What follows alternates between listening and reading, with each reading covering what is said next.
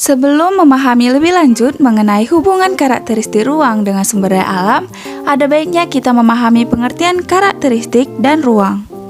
Karakteristik adalah ciri khas, sedangkan ruang adalah tempat berlangsungnya kegiatan individu maupun kelompok. Jadi, dapat disimpulkan karakteristik ruang adalah ciri khas lingkungan hidup bagi makhluk hidup.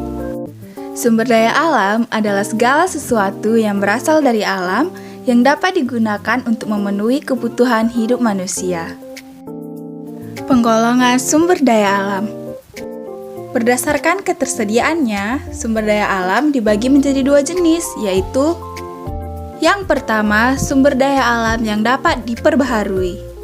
Sumber daya alam yang dapat diperbaharui merupakan sumber daya alam yang dihasilkan kembali dalam waktu yang tidak lama. Contohnya adalah air, tanah, udara, hewan, dan tumbuhan. Yang kedua, sumber daya alam yang tidak dapat diperbaharui. Sumber daya alam yang tidak dapat diperbaharui merupakan sumber daya alam yang jika persediaannya habis, sangat sulit bahkan mungkin tidak akan tersedia lagi. Contohnya adalah minyak bumi, batu bara, emas, dan lain-lain. Karakteristik ruang terdiri dari 3 bagian. Yang pertama, dataran tinggi. Yang kedua, dataran rendah. Dan yang ketiga, pantai. Mari kita bahas satu persatu. Yang pertama, dataran tinggi. Dataran tinggi memiliki ketinggian lebih dari 500 meter dari atas permukaan laut. Dataran tinggi biasanya memiliki udara yang sejuk dan dingin. Penduduk dataran tinggi biasanya bermata pencaharian petani, baik petani sayur-sayuran, petani buah-buahan, dan lain-lain. Terdapat banyak sumber daya alam yang dapat dimanfaatkan di dataran tinggi. Antara lain yang pertama, adanya hasil pertanian seperti sayur mayur, contohnya wortel, sawi, selada, dan lain-lain. Yang kedua, adanya hasil perkebunan, contohnya kopi, jeruk, stroberi, dan lain-lain. Selanjutnya, dataran rendah. Dataran rendah adalah dataran dengan ketinggian 0 sampai 500 meter dari permukaan laut.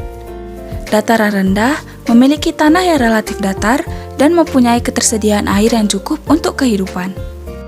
Penduduk di dataran rendah biasanya bekerja di bidang pertanian, peternakan, perkebunan, dan industri. Adapun pemanfaatan sumber daya alam di dataran rendah, yang pertama padi yang dimanfaatkan sebagai bahan makanan pokok. Yang kedua, sapi yang dimanfaatkan sebagai bahan makanan dan minuman. Yang ketiga, kedelai yang dimanfaatkan sebagai bahan baku makanan dan minuman. Selanjutnya, pantai. Pantai adalah daerah perbatasan antara daratan dengan perairan.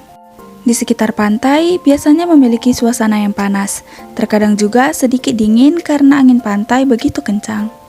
Penduduk yang tinggal di daerah pantai memiliki mata pencarian sebagai nelayan, pengawet ikan, petani garam, dan lain-lain.